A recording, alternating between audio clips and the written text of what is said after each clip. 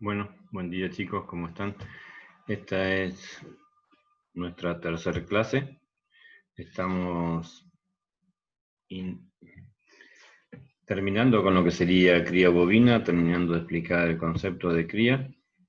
Y bueno, vamos a ir avanzando en algunos aspectos para, como dije, culminar con esto. Bien, en principio vamos a ver algo del manejo de las vaquillas. Ustedes saben que las vacas son insumos, perdón, no son insumos, sino son, ¿por qué no son insumos? Porque no se agotan en un ciclo productivo, ¿cierto?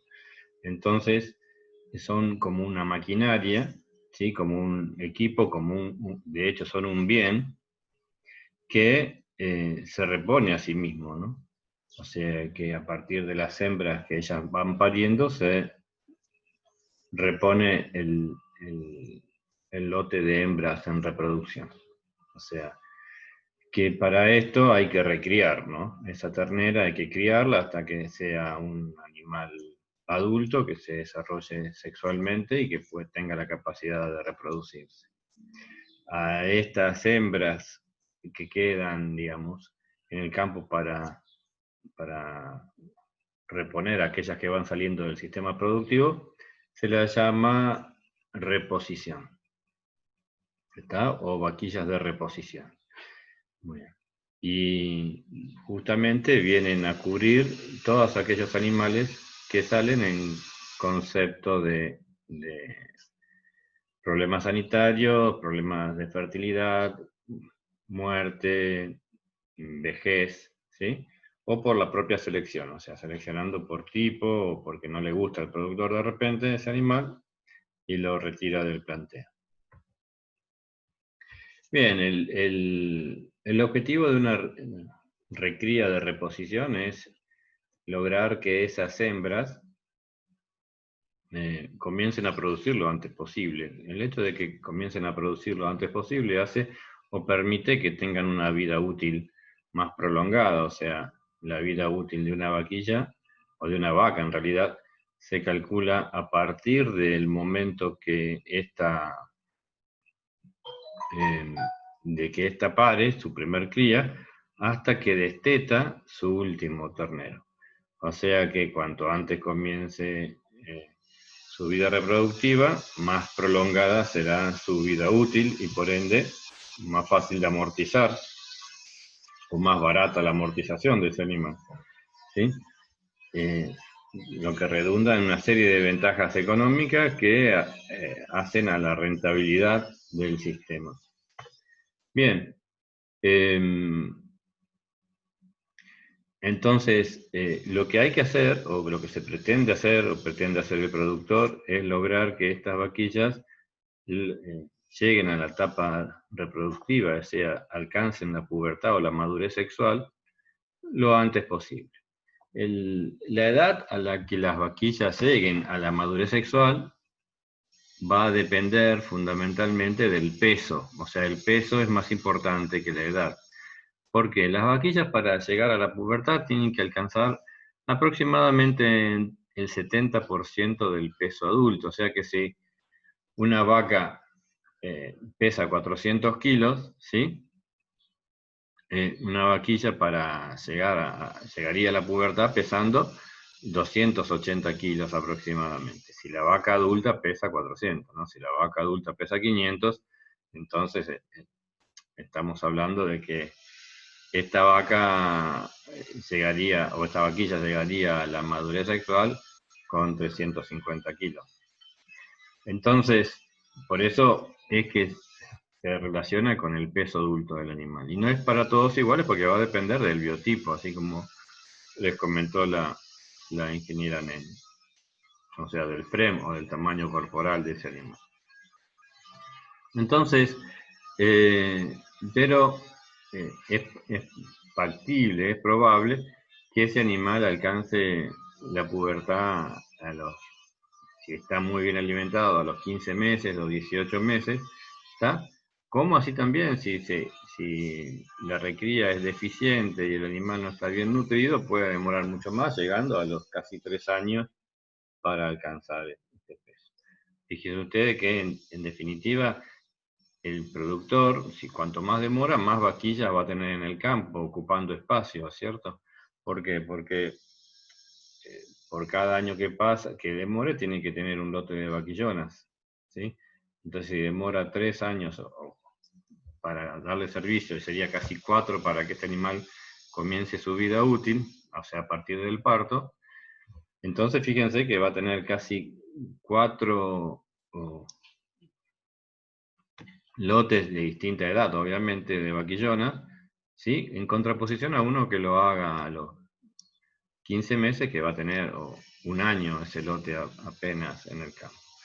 Eso hace que eso ocupe lugar, eso hace que tenga menos vacas productivas, digamos, menos terneros, y eso hace también a que demande una mayor cantidad de reposición, de vaquillas de reposición, ¿sí? Que en vez de poderlas vender, las tiene que guardar para poder reponer sus hembras.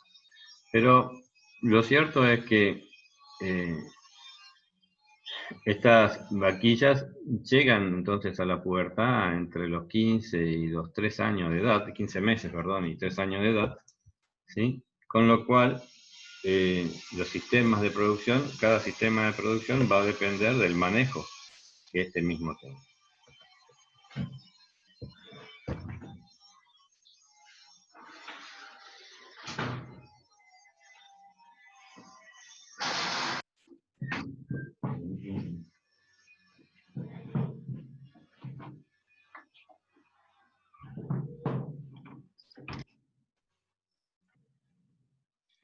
Bien, disculpen un segundo. Bien, decíamos entonces que otra de las categorías importantes en un establecimiento son los toros. Sí, obviamente son quienes permiten que se fecunden las hembras, ¿no? A través de su apareamiento, del apareamiento entre ellos, pero la importancia de los toros, si bien es cierto que se ocupan 3 meses o 6 meses al año aproximadamente, fíjense ustedes que la importancia del toro es que si una vaca falla reproductivamente, ¿sí? Se pierde un ternero, pero si un toro falla reproductivamente, si tiene un problema que lo hace incapaz o infértil, digamos, en realidad se están perdiendo entre 25 y 50 terneros, ¿sí? Que es lo que un toro alcanza a cubrir, o con la cantidad de vacas que alcanza a parearse en un ciclo productivo. Entonces, he ahí la importancia de que los toros siempre tengan un buen manejo y se encuentren en condiciones, digamos, deseables como para cumplir con su función reproductiva, ¿no? Entonces dijimos que el servicio normalmente en los campos es natural, o sea, se deja que el toro actúe libremente sobre el lote de hembras, y para esto se utiliza una proporción de toros cada determinada cantidad de hembras. Normalmente estamos hablando de entre un 4 y un 5% de toros, o sea, de 4 a 5 toros cada 100 hembras. Esa es más o menos la dotación de toros que se ocupan en la región. En campos de monte esto puede ser superior, ¿sí? Bien, es sabido que los toros se someten a un desgaste muy importante durante el tiempo de servicio, por lo cual es importante nuevamente que se encuentren en buenas condiciones, tanto físicas como sanitarias. Bien, el servicio artificial es otro tipo de servicio donde ya no se utiliza el toro directamente, sino el material seminal. Y este material seminal, que puede venir en pajuelas normalmente congeladas en nitrógeno, son colocadas, digamos, o contenido en las hembras que están en celo, ¿sí? Con resultados muy buenos. Se utiliza solamente, fundamentalmente para lograr un mayor mejoramiento genético, o sea, las pajuelas que se compran de semen son de superiores, ¿no es cierto? Por lo cual esto permite mejorar genéticamente el rodeo, ¿sí? Y hacer mejoras que permitan lograr un producto de mayor calidad, con lo cual estaríamos obteniendo un mayor rédito, una mayor ganancia por un ciclo de producción más acelerado y mejores precios a la venta, digamos. O sea, animales que crezcan más rápido y que desarrollen más masas musculares, ¿está? Más sanos o más adaptados a la región, y por otro lado, animales que sean del agrado de los consumidores, digamos, y por tanto logren un buen precio. O sea, se entiende que calidad, estamos hablando de que tenga un adecuado veteado, digamos, de determinados masas musculares, buenas masas musculares, con una buena proporción de grasa, ¿no? Bueno, el manejo de los toros, que habíamos hablado antes, tiene que ver con un examen físico general, donde se ve la dentadura por razones, ustedes saben que de la dentición determina la vida futura del animal, ¿no es cierto? Porque depende de ella para poder prender el pasto que consume, o tomar el pasto de las pasturas que está consumiendo. O sea, en la medida que no tenga una buena dentadura, no podrá hacerlo adecuadamente y no podrá cubrir sus requerimientos de nutricionales. Entonces, cuando un animal ya tiene un desgaste pronunciado, entonces ese animal directamente se descarta porque no va a poder estar en buenas condiciones físicas, ¿no es cierto? Bien, normalmente la dentición de un animal se afecta a partir de los 9 años, 10 años, eso depende también mucho del tipo de alimentación y manejo, qué tipo de pastos y en qué zona se encuentran, ¿no es cierto?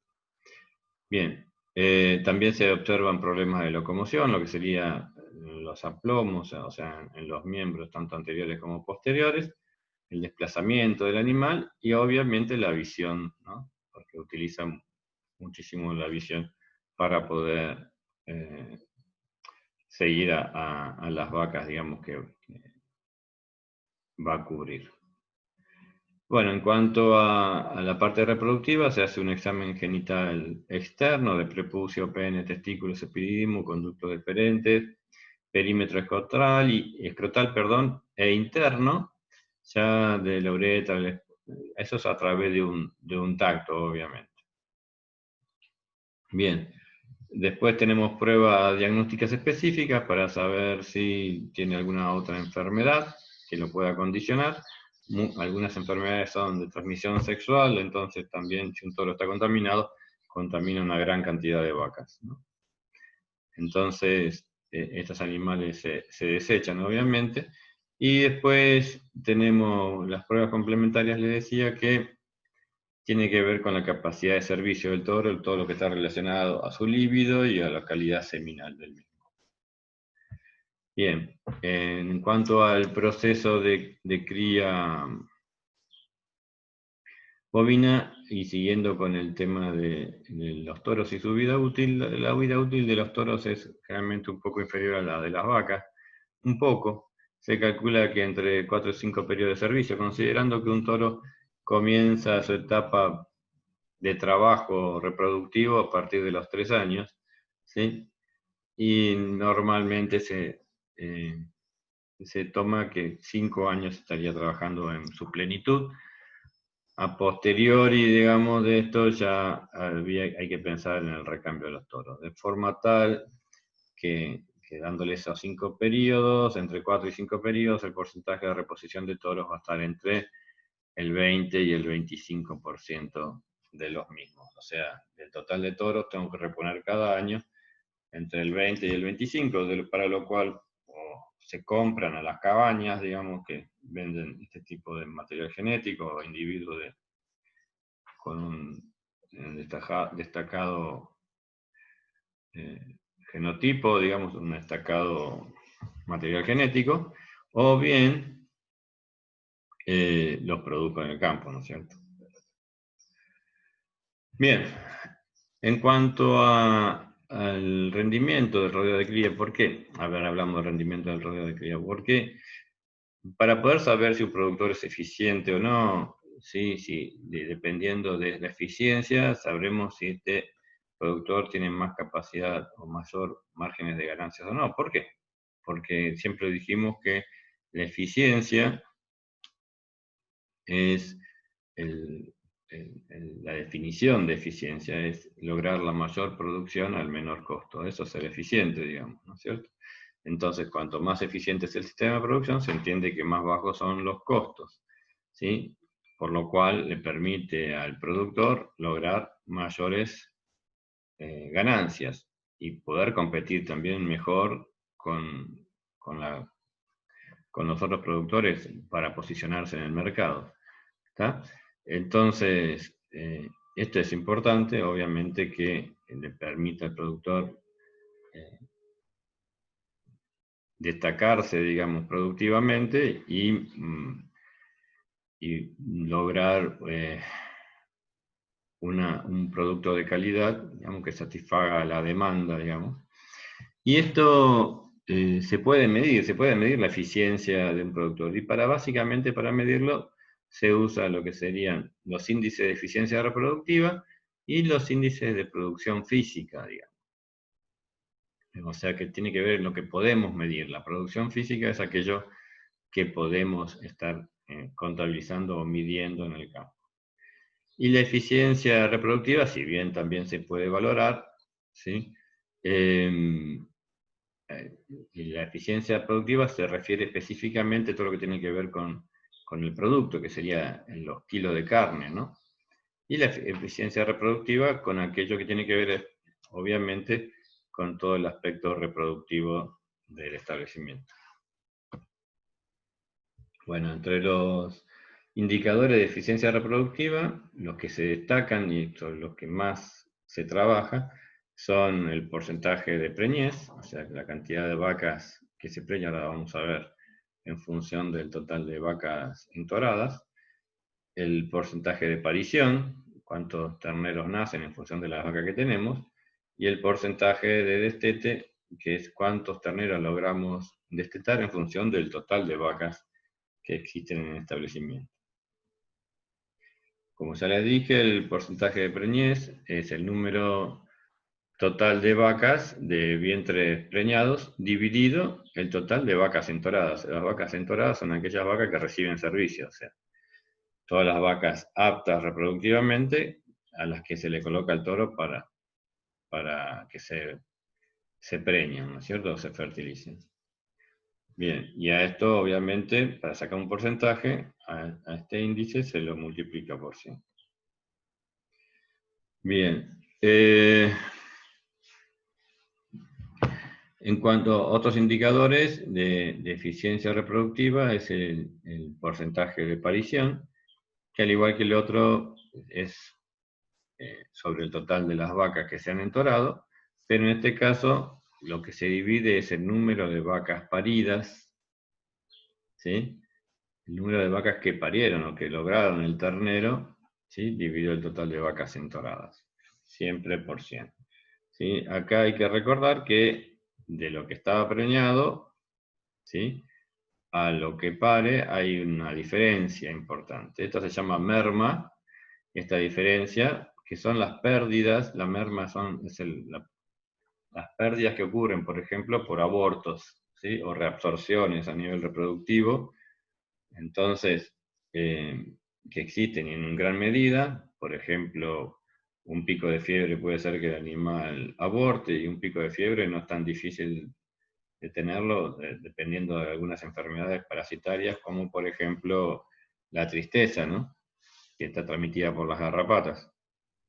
Puede dar algún pico de fiebre puntual, digamos, en un proceso, digamos, de la enfermedad que después se cura, pero en ese proceso puede inducir a un aborto, por ejemplo. Este es un ejemplo solamente. Después puede ser por un golpe, puede ser por una infección, puede ser por problemas reproductivos, ¿tá? Entonces, esas pérdidas o las muertes al momento del parto, digamos, por una distosia, porque salió mal el ternero, porque se ahogó, porque se lo comió un carancho, o sea, este tipo, porque salía en mala posición el ternero y murió, digamos. Todas estas cosas se consideran pérdidas sobre lo que estaba preñado, que son vacas que se considera que no han parido, que no han logrado el ternero. Entonces, para determinar ese número es lo que se llama merma, y para sacar el porcentaje de viabilidad, digamos, de este lote, del lote de hembras totales en el campo, las que logran efectivamente parir, se determina el porcentaje de parición. Entonces, es el número de vacas dividido el número de vacas paridas, por supuesto, dividido el número de vacas entoradas por 100. Y tenemos un tercer indicador, que es el porcentaje de destete, uno de los más comunes y escuchados, que lo que refleja es eso, porque sigue habiendo mermas, hay otro tipo de mermas, desde el momento, digamos, del nacimiento del ternero logrado hasta que se desteta, sigue habiendo mermas, digamos, se pueden enfermar esos terneros, tener diarreas, tener neumonías, ¿sí? Tener bicheras, pueden ser que se enfermen por otras causas, puede ser que algún depredador los mate o los consuma, digamos, o digamos, puede ser una inundación también, que se pierdan. Bueno, lo importante es que hay otro porcentaje de terneros que se pierden y que no llegan al momento del destete. O sea, y eso es lo que se determina merma, parto, destete, en ese lapso de tiempo. La otra era preñez, fin de parición, la anterior que habíamos mencionado, pero en conjunto las dos se determinan merma, y al momento de contabilizarlas se suman, ¿no es cierto? Pero esta merma total, digamos, es la que va a determinar el número de terneros destetados. Entonces, al momento del destete se cuentan los terneros que se han destetado y el total de vacas entoradas o de vientres productivos en el establecimiento, y de ahí se saca el porcentaje de destete. En términos generales, este porcentaje de destete en la provincia y en la región está en torno del 60%, puede ser entre el 55 y el 65%. Ciertamente es bajo, es muy bajo y hay mucho por hacer y por mejorar, pero esta es la realidad, digamos, ¿sí? Ahora, hay establecimientos, por supuesto, que logran porcentaje de destetes superiores, que están en el orden, perdón, del 70 75%, pero no son los más. La constante está más cerca de los 60 que de este último número. Bien, el proceso de cría, acá lo tenemos, y dónde van los indicadores, ¿no? Bueno, el servicio, ustedes se acuerdan que son aproximadamente 3 meses, puede haber uno o más servicios. Normalmente hay uno solo, que es el de primavera, y que dura 3 meses, como dije. Luego, para saber la preñez, se realiza el tacto 2 meses después de que se retiran los toros del rodeo de vacas. Entonces, el servicio termina cuando los toros se retiran, y a los 2 meses de haber retirado los toros se realiza el tacto para definir la preñez de los animales. O sea, cuáles son las vacas, cuántas vacas han quedado preñadas. ¿Está?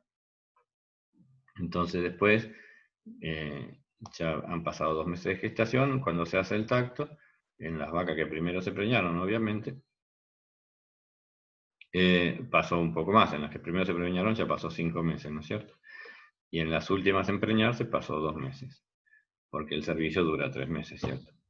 Entonces, a partir de ahí, bueno, va a transcurrir el resto de la gestación, y el periodo de parición obviamente también va a durar aproximadamente 3 meses, y concluido el periodo de parición, se cuentan todos los terneros que han nacido, que efectivamente se han logrado, y en base a ese número de terneros se determina cuánto ha sido la parición real, y se saca el porcentaje de parición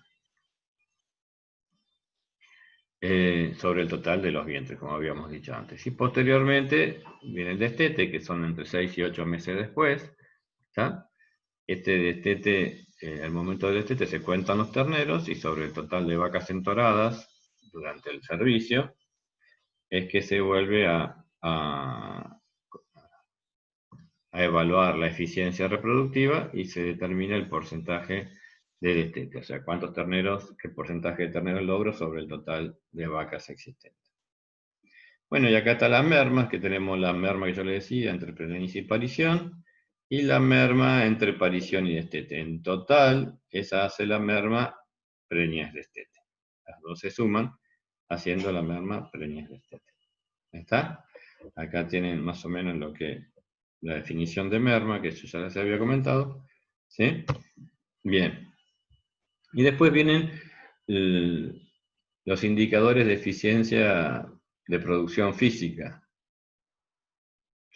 Y los más importantes es la productividad de carne, ¿sí?, por hectárea y por año, que se llama producción secundaria, la carga animal, la producción total es importante también, después lo vamos a ver, la eficiencia de stock, la mortandad, estos son todos indicadores a partir de los cuales ustedes pueden evaluar, digamos, la capacidad gerencial y productiva de un establecimiento y del productor, obviamente. O mejor dicho, del productor y de un establecimiento. Entonces, esto sirve como para saber con qué tipo de productor ustedes están tratando fundamentalmente. ¿Está? Y obviamente que cuanto más eficiente es el productor, más desarrollado está su producción y más conocimiento tiene, digamos, del proceso productivo. Entonces, también normalmente este productor cuenta con mayor calidad, ¿sí?, y uniformidad en su hacienda, y tiene todo mucho más organizado y facilitando el trabajo de ustedes. El productor que es más chamamecero, normalmente tiene un lindo despiole en el establecimiento, que organizarlo cuesta bastante, ¿no? Una producción heterogénea, un ternero grande, un chico con macho y hembra mezclado, ¿sí?, uno flaco, otro gordo, uno más o menos, de distinto color, pelo y conformación, lo que hace que colocar por ahí en poca cantidad o discontinuo, entonces hace que la colocación de esto sea más difícil. Todo se resuelve con precio, ¿no? Porque el mercado, hay mercado para todo, pero todo depende del precio, ¿no es cierto? Entonces, obviamente, el productor más eficiente es el que va a lograr mejores precios y mayor rentabilidad, obviamente. Acuérdense que lo único que se vende en cría no son los terneros, sino que también hay subproductos, que son las vacas refugio, las vacas que dejan de producir, ya sea por vejez o por algún inconveniente reproductivo o por infertilidad, digamos. Esas vacas se desechan con fines productivos, pero no para, o sea, para reproductivos, mejor dicho, pero no para hacer carne, ¿no? Esas vacas normalmente se hacen gordas, se venden como vaca gorda o como vaca flaca si no las puede engordar el productor, pero sí son un subproducto del establecimiento y uno de los más importantes. Muchas veces cuando los parámetros reproductivos son muy malos, el productor vende más vaca que kilo de ternero, más kilo de vaca, perdón, que kilo de ternero. Así que fíjense la importancia de este subproducto, ¿no? Y después, como subproductos, tenemos los toros refugio, los toros viejos, los toros lastimados, ¿sí? Y las vaquillas que le sobran al productor. Obviamente que los productores más organizados son los que le sobran, los que no están organizados no les sobran. Bien. En cuanto a los indicadores entonces de producción física que definen la capacidad gerencial del productor y operativa del establecimiento, lo más importante son la producción de carne por hectárea por año, porque el objetivo definitivo es la producción de kilos de carne. Si bien la cría tiene como objetivo la producción de un ternero por vaca por año, el objetivo de producción, ese objetivo zootécnico, digamos, no se contrapone con esto de producir la mayor cantidad de kilos. Obviamente, cuanto más terneros tengo, más kilos voy a tener de carne por hectárea, ¿no?, en ese establecimiento. O sea que va de la mano, ambos objetivos van de la mano. Entonces, la producción de carne es por ahí el parámetro más importante a tener en cuenta, pero siempre estimada por hectárea, ¿no es cierto? Por hectárea y por año, porque es el ciclo de producción.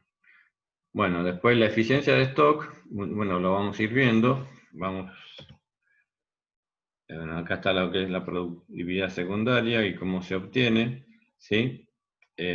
Básicamente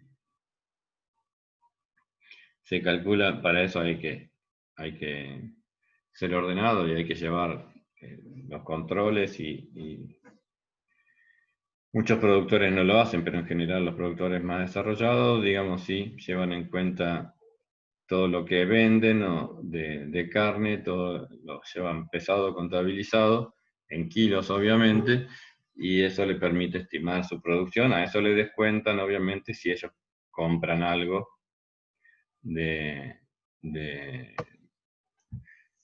de afuera, digamos, compran un toro o algo así, eso se descuenta, o compran vaquillas o compran terneros, se descuenta, ¿sí?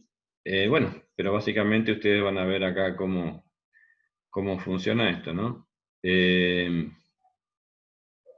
Entonces, anualmente se efectúa un inventario al final de cada año, cada ejercicio es cada año, que se contrasta con el inventario inicial. ¿Qué significa esto? Es como si yo saco una foto al principio del ciclo, digamos, pongamos que los ciclos van del 1 de julio al 30 de junio, o sea, son un año. Se hacen así por razones contables, pero imagínense usted que hacemos del 1 de enero al 31 de diciembre, para que lo entiendan más clarito, ¿sí? Entonces es como si yo saco una foto el 1 de enero de cuántos animales tengo, o cuántos, y de qué tamaño y de qué peso, y saco la misma foto el 31 de diciembre. Y comparo, a ver si tengo más kilos o menos kilos. Bueno, eso es la diferencia de inventario. ¿Está?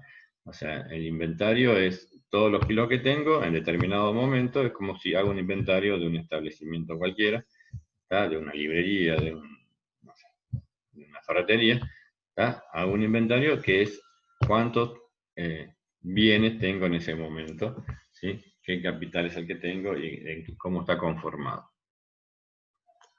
Bien, entonces se realiza ese inventario, se contrapone con el inventario inicial, ¿sí? Incluye las compras y las ventas realizadas, como yo les decía, los nacimientos, las muertes, los animales faenados para el consumo, todo eso se incluye dentro, o sea, hay algunas, las muertes y las faenas, digamos, y las compras se descuentan, ¿sí? Y los nacimientos, las ventas, ¿sí? Por supuesto, eh, eso perdón, eso se suma. Bien, los inventarios se realizan, ya dijimos, con fechas determinadas. Bueno, la producción de carne por hectárea año o producción secundaria, ya vemos cómo se calcula. ¿Está? La producción total de carne, que son los kilos de carne vendidos, menos los kilos comprados, más menos la diferencia de inventario. ¿Qué significa esto? Si la foto, o sea, si el inventario final es mayor que el inventario inicial, yo gané kilos de carne y entran sumando. Si el inventario final es menor, significa que vendí más de lo que produje, el inventario, entonces los kilos de diferencia que hay son negativos y entran restando. Bien, ahí tienen la fórmula entonces, en la producción de carne por kilo del año, dividido la superficie ganadera, que se toma aquella superficie que efectivamente se utiliza para la producción. Bueno, la carga animal, esto no nos deja extendernos demasiado, o sea, no vale la pena. Se refiere al número de animales por unidad de superficie y tiempo, ¿no? Entonces, por ejemplo, se puede tomar en cabezas por hectárea por año, en equivalente vaca, que es una medida utilizada como equivalencia ganadera, digamos, o en el peso. Normalmente se utilizan las cabezas, o sea, estas tres medidas son muy utilizadas, Para el productor, el pequeño productor, más utiliza las cabezas, que es lo que lleva en cuenta, ¿sí? Que el equivalente vaca ya es una opción para establecimientos más desarrollados, y los kilos vivos también. Son, digamos, una situación intermedia. Pero normalmente los tres parámetros, cuando se analizan en conjunto. ¿Sí? Porque también cuando uno habla de cabezas por hectárea, después hay que determinar cuál es el peso promedio de esa cabeza a lo largo del año, digamos, ¿no? ¿Cuántos kilos representa esa cabeza? A eso me refiero. Y bien, en cuanto a los kilos por hectárea, es una buena expresión de medida. No es la mejor, pero es una buena expresión. Bien, acá tenemos un ejemplo que después lo analizan. Y así es como en realidad se determina la carga entre lo que es productividad, ¿sí? Por animal y por unidad de superficie. ¿Qué significa esto? Ustedes tienen acá que cuando yo pongo un animal y tiene toda una hectárea para él solo, imagínense un animal en una hectárea o en 2 hectáreas, ese animal tiene para elegir y come lo más rico y lo mejor, y entonces, ¿qué va a pasar? La producción de ese animal va a ser más alta, porque es como si yo los dejo a ustedes en no sé, en un restaurante para que elijan todo lo que quieren de comer todos los días, ¿no? Y tienen todo para comer. Entonces, obviamente que van a engordar. Bueno, un animal también. ¿Sí? Tiene una producción individual, la producción por animal, mayor. O sea, ese animal va a expresar todo lo que pueda ganar de peso, lo va a ganar, porque tiene a su disposición todo el pasto. Pero a medida que yo voy aumentando la cantidad de animales, empieza a competir por los recursos. Es como si yo empiezo a ponerle gente a ustedes al lado para que estén en ese restaurante. Y ya empiezan a competir y hay muchos, muchos, hasta que le pongo toda la ciudad de Buenos Aires metida adentro y ¿qué pasa? Todos se mueren de hambre porque no alcanza la comida para todos. ¿Está? Entonces comienzan a bajar de peso después. Entonces, y cuando yo saco por unidad de superficie, digamos, si yo voy poniendo gente en ese restaurante, con ustedes al principio todos tienen para elegir. ¿Sí?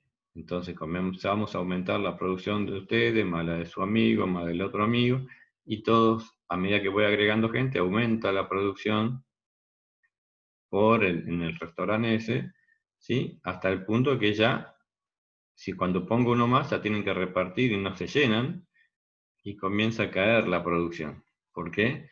Porque no alcanzan la comida para que todos se llenen y coman a voluntad, digamos, y entonces, y ya comienza a comer una comida ya cada vez menos, hasta que no es suficiente para mantenerlo y pierden peso ustedes. Bueno, esto mismo pasa cuando yo voy agregando animales en una superficie determinada, ¿no es cierto? Por eso decimos que el óptimo de carga es el punto, donde tengo la mejor producción por hectárea, ¿sí? Y la mejor producción individual. Este es el punto ideal de carga. Eso se logra observando y midiendo y pesando los animales para saber cuál es ese punto. Obviamente esto también cambia a lo largo del año, porque el pasto también no es lo mismo. Ustedes saben que si cortan en verano, cortan todos los días del pasto o toda la semana, y en invierno una vez por mes. O sea que esto va a depender de la época del año. Por eso hay que ir ajustando la carga permanentemente, ¿sí? Que es parte del trabajo que hace un productor responsable, ¿no? Si ustedes tienen una carga muy baja, entonces el pasto crece, ¿sí? Así como si ustedes no cortan el pasto en su casa, crece y se hace de menor calidad y se desperdicia, digamos, ¿no? Por otro lado, si yo consumo más de lo que produce, termina agotándose ese pasto. ¿Está? Como cuando, no sé, se acaba un recurso y yo quiero seguir consumiendo y ya no hay más, entonces estoy sobreexigiendo ese recurso, ¿no es cierto? Bien, esto explica, digamos, el concepto de carga. Bueno, en cuanto a la receptividad, la asignación de carga tiene que ver con ese punto, cuánto es lo que puedo colocar, ¿sí? Y cómo la voy a medir. La puedo medir en equivalentes vaca por hectárea por año o en cabezas por hectárea por año, o cuántas hectáreas por cabeza y por año necesito, digamos. O sea, por ejemplo, en el este de Formosa yo preciso 3,5 hectáreas por vaca, para que una vaca pueda producir más o menos 3 a 3,5 hectáreas por vaca, en el este de Formosa, ¿no es cierto? Si estoy en un campo de una buena pastura del oeste, un Gatton Panic, ¿sí? Preciso una vaca, o perdón, 1 hectárea por vaca. Pero acá preciso 3 a 3,5. Bien. Esta es productividad secundaria, pero medida en equivalente vaca. ¿Sí? Bueno, y la eficiencia del stock, esto es importante, es un parámetro de eficiencia bastante interesante. Lo que representa es cuántos kilos de la carga que yo tengo, de la carga media anual, ¿sí?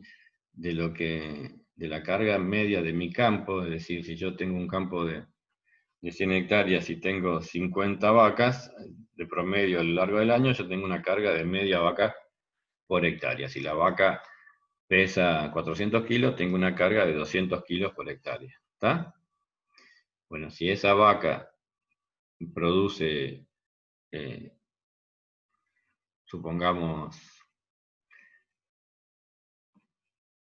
40 kilos por hectárea, ¿está? Yo tengo un 20%, perdón, un 10%, no, 40 kilos por hectárea, tengo un 20% de eficiencia del stock. ¿Por qué? Porque esa vaca, la carga en esa por hectárea es de 200 kilos y yo produzco 40 kilos. Entonces, 40 dividido 200 me da 0,2, ¿sí? Por 100, 20%. ¿Está? Entonces así se calcula la eficiencia del stock. En un planteo de cría, un campo eficiente debería tener entre 30 y el 40% de eficiencia del stock. ¿Sí? Es decir, que si yo tengo 100 kilos por hectárea, tendría que estar produciendo entre 30 y 40 kilos de carne. La producción secundaria debería ser entre 30 y 40 kilos. Bien. Porcentaje de reposición, eso habíamos hablado al principio, cómo se calculaba.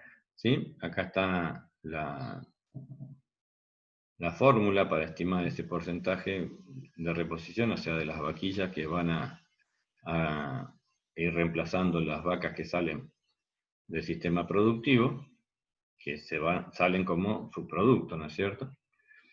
Y bueno, y acá tengo las vacas, las que salen, que serían las bajas, son las vacías, o sea, las que no se preñan, o sea, no son eficientes reproductivamente. Normalmente no, porque una vez no quede preñada ya la saco. Normalmente lo que sale del sistema son las vacas que durante 2 ciclos no se preñan, o sea, ya la segunda vez que no se preña sí sale, o las que estaban preñadas y pierden su ternero, esas también salen porque se asume que tienen un problema reproductivo, ¿está? O que no son buenas madres, digamos. Entonces, esa sería en lo que va el concepto de vacías, entrarían esas, las viejas, dependiendo de la dentición, o sea, cuando tienen menos de medio diente, ya que normalmente coincide con los 10 años de vida, ya esa vaca se retira. Las enfermas, que puede ser por distintas causas, obviamente cualquier enfermedad, las que han muerto durante el ciclo o el año, y las que se vendieron, si es que alguna se vendió de los vientres productivos. Normalmente eso no figura, normalmente no hay ventas de vientre productivo, a menos que venga una sequía o algo así y tenga que bajar la carga para que me alcance el pasto. Bueno, pero esos serían los ítems que entraría, y eso se divide entonces por el total de vientres y me dice a mí el porcentaje, ¿sí?, de animales que tengo que reponer anualmente. Bien, les agradezco el tiempo y nos reencontramos en otra clase próximamente, donde vamos a hablar de de recría y terminación, lo que sería el proceso de invernada, el próximo eslabón de la cadena productiva. Hasta luego.